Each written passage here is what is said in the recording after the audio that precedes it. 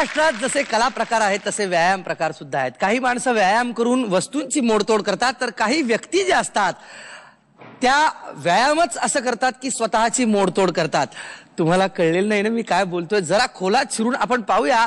स्वागत करूया जोरदार टाळ्यांनी आपली पुढची स्पर्धक नागपूरची सोनल बरगट.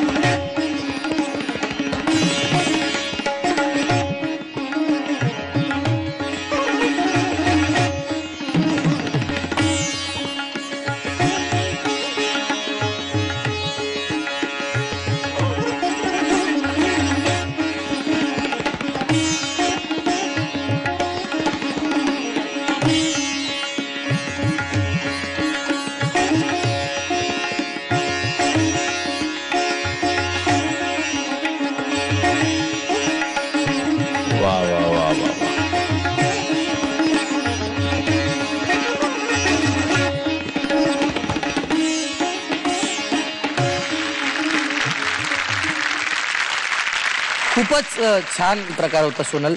Thank you sir. तू योगा कुठे शिकलीस? मी आमच्या स्कूलमध्ये योगा क्लासेस होते आणि मला हे करताना 2 वर्ष कंप्लीट झाले. 3रं वर्ष सुरू आहे.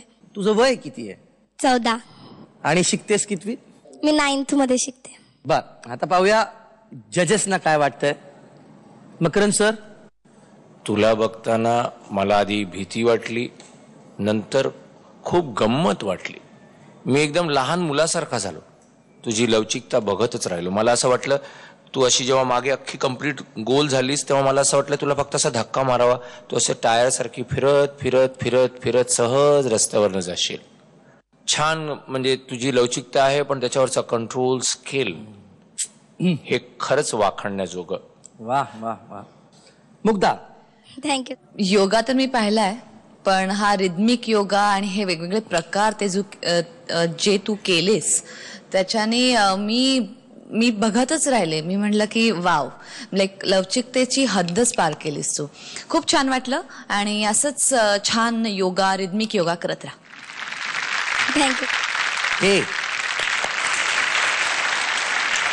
आता पाहूया तुला पदकं किती मिळालेली आहेत. मकरंद सर,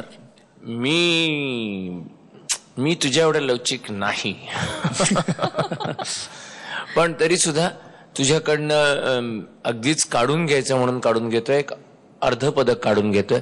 9.5 पदकं तुझीच. 9.5 पदकं मकरंद सरांनी दिलेली आहेत. Wow. Thank you sir. Mugdha madam, किती? 10 आउट ऑफ 10. तर तुला लक्षात घे 19.5 पदकं मिळालेली. Very good. थँक्यू दादा. धन्यवाद. थँक्यू.